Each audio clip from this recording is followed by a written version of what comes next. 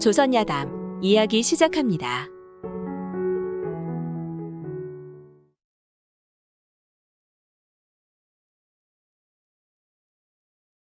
옛날 옛적 개성 낙타교 옆에 이생이라는 사람이 살았습니다. 그의 나이는 18이었는데 글재주가 남다르게 빼어나고 인물도 훤칠하여 동네 사람들의 칭찬이 자자하였죠. 한편 아랫마을 선중리의 양반가에는 최씨라는 처녀가 살고 있었는데 나이는 16쯤 되었습니다. 최씨는 태도가 아리따고 수도 잘 놓았으며 시와 문장도 잘 지어 세상 사람들의 칭송이 자자했지요. 풍요로워라 이총각, 아리따워라 최처녀. 그 재주와 그 얼굴을 누군들 찬탄치 않으랴. 그런데 이생은 일찍부터 책을 옆에 끼고 글 공부를 다닐 때 언제나 최신의 집 북쪽담 밖으로 지나다녔습니다. 그리고 최신의 담 밖에는 수양버들 수십 그루가 간들거리며 그 담을 둘러싸고 있었죠. 하루는 이생이 그 나무 아래에서 쉬다가 담 안을 엿보았더니 이름난 꽃들이 활짝 피고 벌과 새들이 다투어 제잘거리고 있지 않겠습니까? 그리고 그 곁에는 작은 누각이 꽃덜기 사이로 은은히 보였지요. 누각의 창에는 구슬발이 반쯤 가려있고 비단 휘장이 낮게 드리워져 있었는데 한날이 따온 아가씨가 술을 놓다가 지쳐 잠시 바늘을 멈추며 창밖을 내다보고 있었습니다. 사창에 홀로 기대앉아 수놓기도 귀찮구나. 온갖 꽃떨기 속에 꾀꼬리 소리 다정도 해라.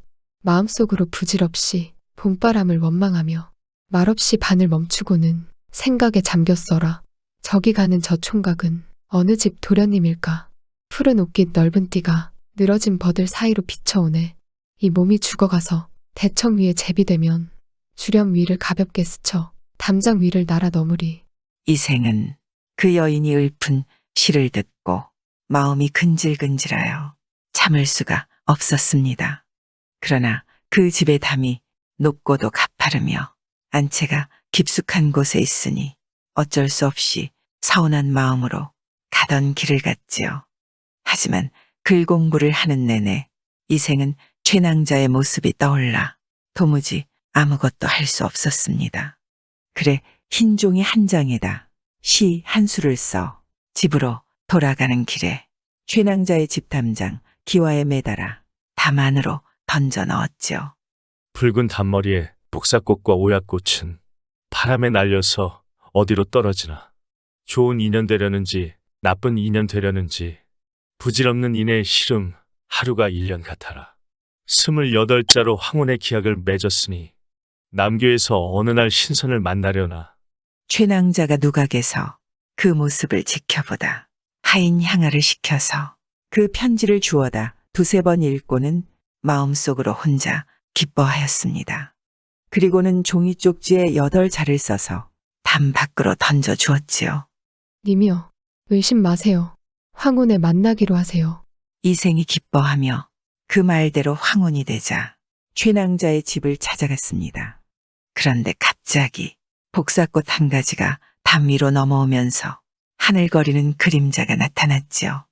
이생이 가까이 가서 살펴보니 누군가 그네줄에 대바구니를 메어서 아래로 늘어뜨려 놓은 것 같았습니다.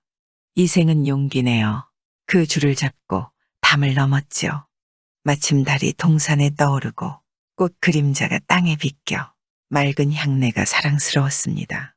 이생은 자기가 신선의 세계에 들어왔다고 생각하여 마음은 비록 기뻤지만 자기의 마음이나 지금 하려는 일이 비밀스러워서 머리칼이 모두 곤두섰지요.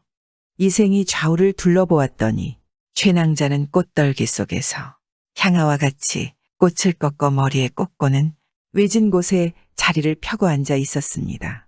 이생을 본 최낭자가 이생을 보고 방긋 웃으면서 시 2구절을 먼저 읊었지요. 복사와 오약까지 속의 꽃송이 탐스럽고 원앙새 베개 위엔 달빛도 고와라. 그러자 이생이 뒤를 이어 시를 읊었지요. 다음날 어쩌다가 봄 소식이 새나간다면 무정한 비바람에 더욱 가련해지리라. 최낭자가 얼굴빛이 변하면서 말하였습니다. 저는 본디 당신과 함께 부부가 되어 끝까지 남편으로 모시고 영원히 즐거움을 누리려고 하였어요. 그런데 당신은 어찌 이렇게 말씀하십니까? 저는 비록 여자의 몸이지만 마음이 태어난데 장부의 의기를 가지고도 이런 말씀을 하십니까? 다음날 규중에 일이 누설되어 친정에서 꾸지람을 듣게 되더라도 제가 혼자 책임을 지겠습니다. 향아야, 방 안에서 술과 안주를 가져오너라. 향아가 시키는 대로 가버리자 사방이 고요하여 아무런 인기척도 없었습니다. 이생이 최낭자에게 물었지요. 이곳은 어디입니까? 이곳은 뒷동산에 있는 작은 누각 아래지요. 저희 부모님께서는 제가 외동딸이기 때문에 여간 사랑하지 않으십니다. 그래서 연못가에다 이 누각을 따로 지어주셨지요. 봄이 되어 이름난 꽃들이 활짝 피면 향아와 함께 즐겁게 놀라고 하신 거지요. 부모님이 계신 곳은 여기서 멀기 때문에 아무리 웃으며 크게 이야기해도 쉽게 들리지는 않는답니다. 최낭자가 술 한 잔을 따라 이생에게 권하자 이생은 그 술을 받아 단숨에 들이키고는 시 한 수를 짓고 최낭자에게도 술을 따라 주었습니다. 그러자 최낭자도 그 술을 마시고 답시를 지었지요. 그렇게 둘은 한참 동안 술잔과 시를 주고받다 최낭자가 이생에게 말하였지요. 오늘의 일은 반드시 작은 인연이 아니랍니다. 당신은 저를 따라오셔서 정을 나누는 것이 좋겠어요. 말을 마치고 최낭자가 북쪽문으로 들어가자 이생도 그 뒤를 따라갔습니다. 거기에는 누각에 달린 사다리가 있었는데 그 사다리를 타고 올라갔더니 다락방이 있지 않겠습니까? 다락 안에는 문방구와 책상들이 아주 말끔했으며 한쪽 벽에는 영강첩장도와 유황고목도가 걸려 있었는데 모두 이름난 그림이었지요. 그 그림 위에는 시가 쓰여 있었는데 누가 지은 시인지는 알 수 없었습니다. 또 한쪽 벽에는 사철의 경치를 읊은 시를 각각 4수씩 붙였는데 역시 누가 지었는지는 알 수 없었죠. 그 글씨는 송설의 서체를 본받아 자체가 아주 곱고도 단정하였습니다. 한쪽에 작은 방 하나가 따로 있었는데 휘장여, 이불, 베개들이 아주 깨끗하였지요. 휘장 밖에는 사양을 태우고 난양에 촛불을 켜놓았는데 환하게 밝아서 마치 대낮 같았지요. 이생은 최낭자와 더불어 마음껏 즐거움을 누리면서 그곳에 여러 날 머물렀습니다. 그리고 며칠이 지나 이생이 최낭자에게 말하였지요. 옛 성인의 말씀에 어버이가 계시면 나가 놀더라도 반드시 일정한 곳에 있어야 한다고 하였는데 이젠 내가 부모님을 떠난 지가 사흘이나 되었소. 부모님께서 반드시 대문에 기대어 기다리실 테니 이 어찌 아들의 도리라고 하겠소. 최낭자는 서운하게 여기면서도 고개를 끄덕이고는 이생을 보내주었지요. 이생은 이 뒤부터 저녁마다 최랑을 찾아가지 않는 날이 없었습니다. 어느 날 저녁에 이생의 아버지가 이생을 꾸짖으며 말하였지요. 네가 아침에 나갔다가 저녁에 돌아오는 것은 옛 성인의 어질고 의로운 가르침을 배우기 위해서이다. 그런데 요즘은 저녁에 나갔다가 새벽에 돌아오니 이게 어찌 된 일이냐? 혹 경박한 놈들의 행실을 배워 남의 집 담을 넘어서 아가씨나 엿보고 다니는 것이 아니냐? 이생은 아버지의 꾸짖음에 아무런 변명도 하지 못하였습니다. 그러니 아버지가 보기에 그 추측이 맞지 않겠습니까? 이런 일이 만일 탄로나면 남들은 모두 내가 자식을 엄하게 가르치지 못했다고 책망할 것이다. 또 그 처녀도 지체 높은 집안의 딸이라면 반드시 내 미친 짓 때문에 그 집안을 더럽히게 될 것이다. 남의 집에 죄를 지었으니 이 일이 작지 않다. 너는 빨리 영남으로 내려가서 종들을 데리고 농사나 감독하거라.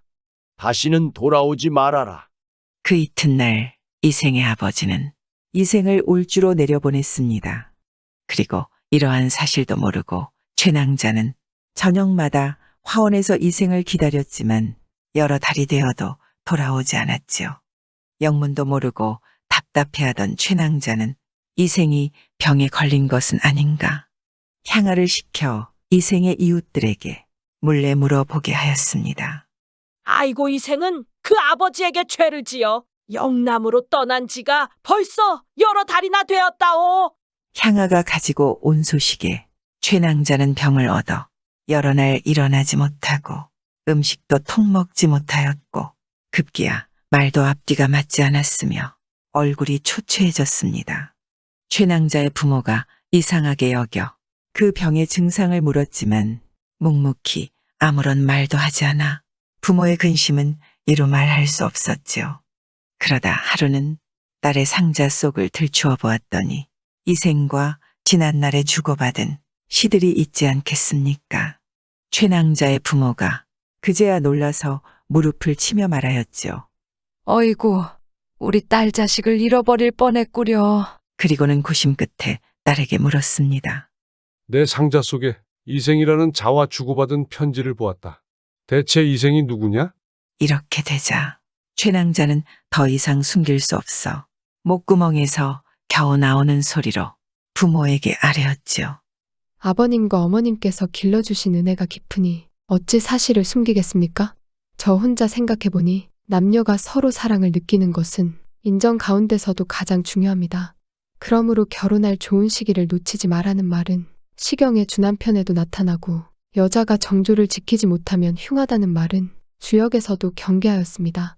저는 버들처럼 가냘픈 몸으로 얼굴빛이 시드는 것은 생각지 않고서 절개를 지키지 못하여 옆 사람들에게 비웃음을 받게 되었습니다. 새삼 덩굴이 다른 나무에 의지해서 살듯이 저는 벌써 위당의 처녀 노릇을 가게 되었으니 죄가 이미 가득 차 집안에까지 누를 끼치게 되었습니다. 그러나 저 아름다운 도련님과 한번 정을 통한 뒤부터는 도련님께 대한 원망이 천만 번 생기게 되었습니다. 연약한 몸으로 괴로움을 참으며 홀로 살아가려니 그리운 정은 나날이 깊어가고 아픈 상처를 나날이 더해가서 죽을 지경에 이르렀습니다. 이제는 원한 맺힌 귀신으로 화해버릴 것 같습니다. 부모님께서 제 소원을 들어주신다면 남은 목숨을 보존하게 되고 이 간절한 청을 거절하신다면 죽음만이 있을 뿐입니다. 이생과 저승에서 다시 만나 논일지언정 맹세코 다른 가문에는 오르지 않겠습니다. 최낭자의 말에 부모도 이미 그의 뜻을 알았으므로 다시는 병의 증세를 묻지 않았지요.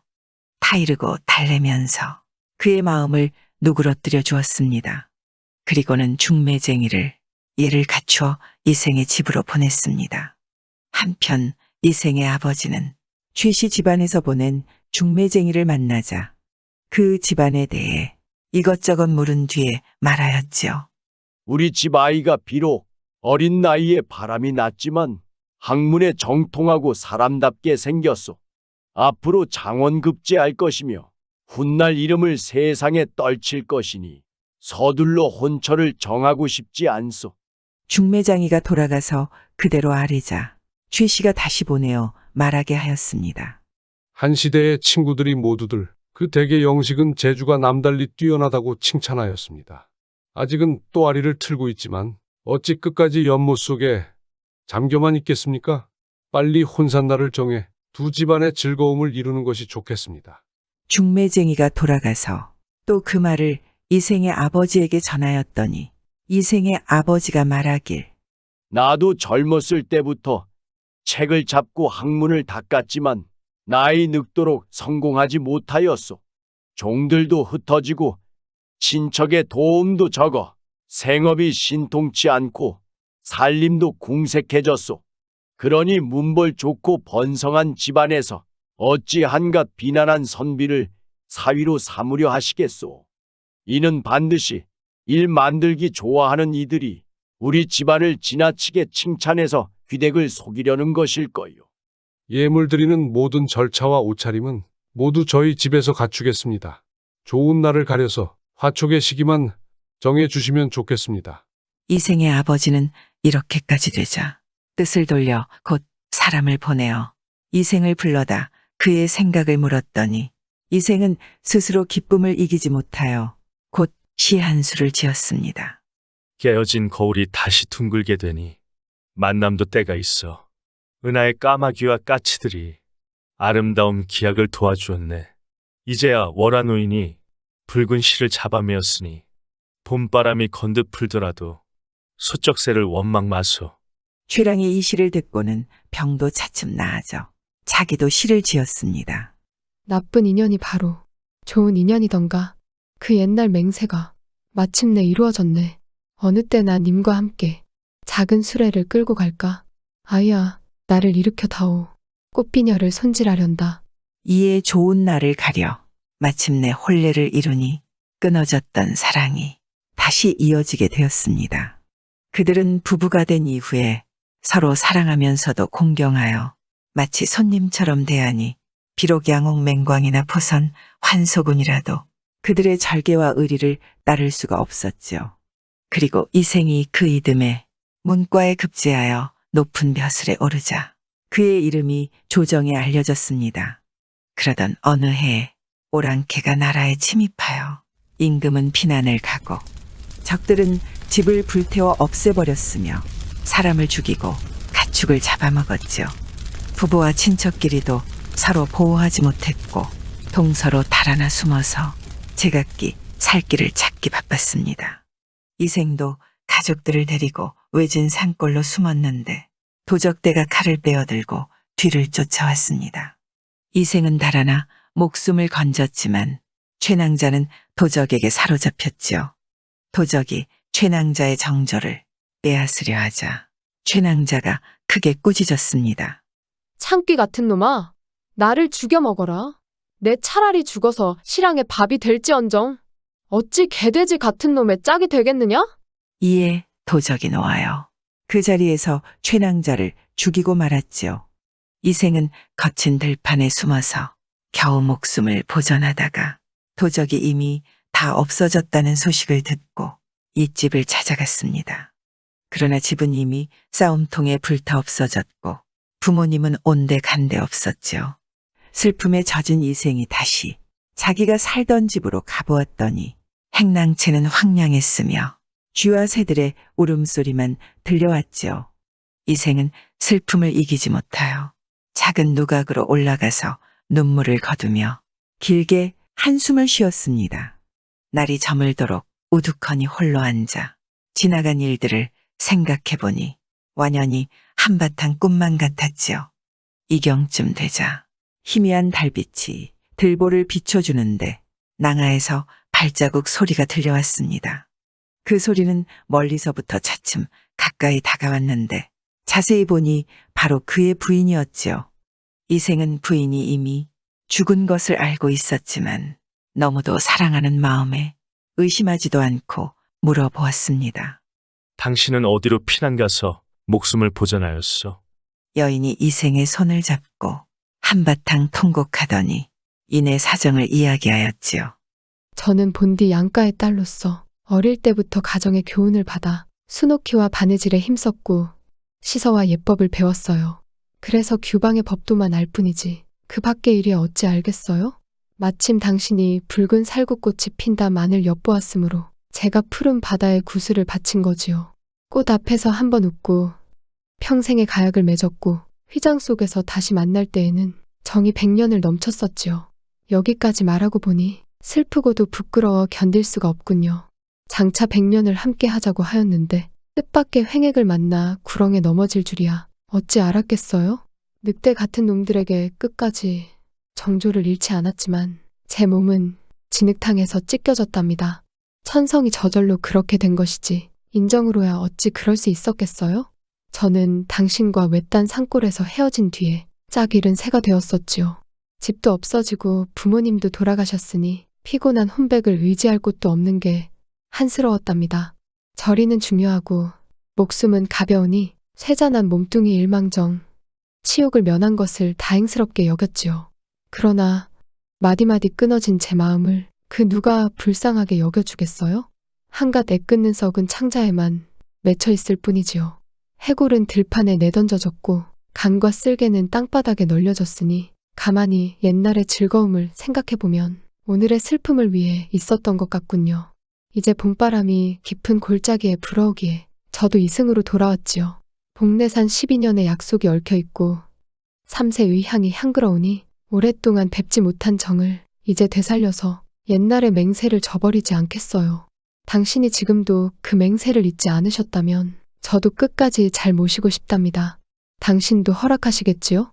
이생이 기쁘고도 고마워하며 말하였습니다. 그게 애당초 내 소원이요. 그리고는 서로 정답게 심정을 털어놓았습니다. 재산을 얼마나 도적들에게 빼앗겼는지 이야기가 나오자 여인이 말하였습니다. 조금도 잃지 않고 어느 산 어느 골짜기에 묻어두었답니다. 두 집 부모님의 해골을 어디에 모셨어? 어느 곳에다 그냥 버려두었지요. 정겨운 이야기를 끝낸 뒤에 잠자리를 같이 하였는데 지극한 즐거움이 예전과 같았지요. 이튿날 여인이 이생과 함께 두 집 부모가 묻혀 있던 곳을 찾아갔는데 과연 금과 은 몇 덩어리가 있었고 재물도 약간 있었습니다. 그들은 두 집 부모님의 해골을 거두고 금과 재물을 팔아 각각 오관산 기슭에 합장하였지요. 그리고는 비석을 세우고 제사를 드려 예절을 모두 다 마쳤습니다. 그 뒤에 이생도 또한 벼슬을 구하지 않고 최씨와 함께 살게 되었죠. 목숨을 구하려고 달아났던 종들도 또한 스스로 돌아왔습니다. 이생은 이때부터 인간 세상의 모든 일을 다 잊어버렸으며 아무리 친척이나 손님들의 기중사가 있더라도 방문을 닫아 걸고 나가지 않았지요. 그리고 언제나 최씨와 더불어 시를 지어 주고받으며 금슬 좋게 지내었습니다. 그럭저럭 몇 년이 지난 어느 날 저녁에 여인이 이생에게 말하였지요. 3번이나 가약을 맺었지만 세상 일이 뜻대로 되지 않아 즐거움이 다하기도 전에 슬프게 헤어져야만 하겠어요. 여인이 목매어 울자 이생이 놀라면서 물었습니다. 어찌 이렇게 되었어? 저승길은 피할 수가 없답니다.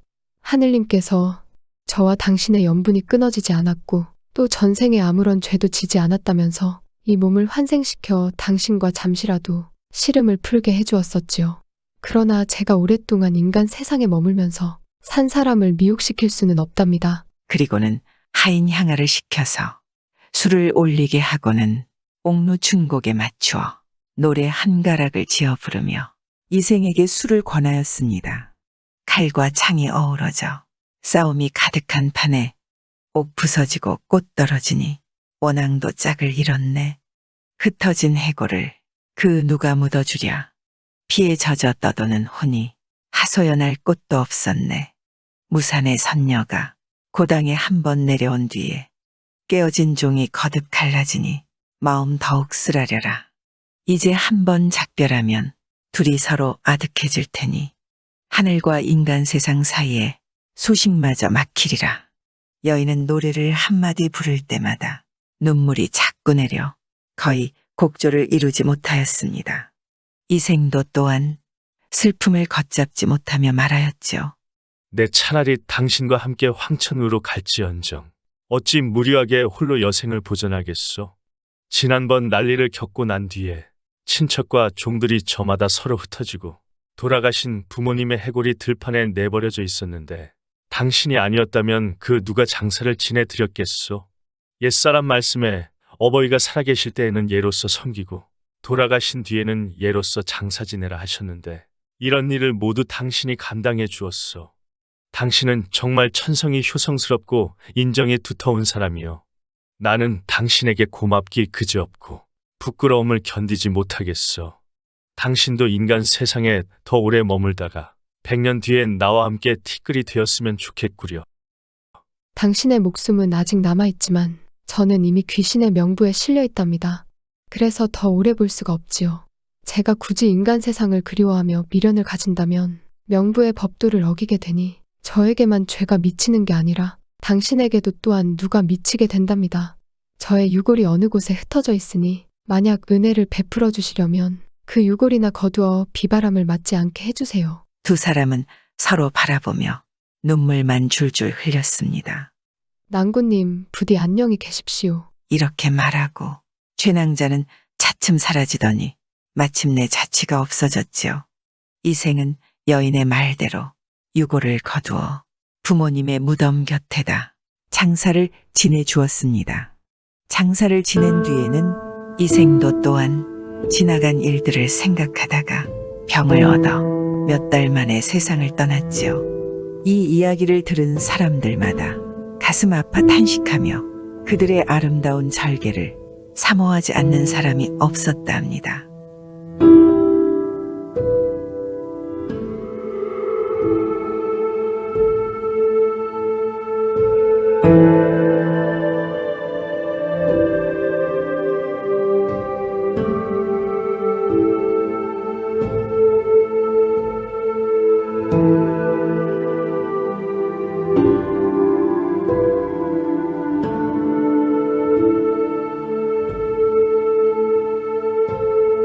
구독과 좋아요와 함께 오늘도 좋은 날 되세요.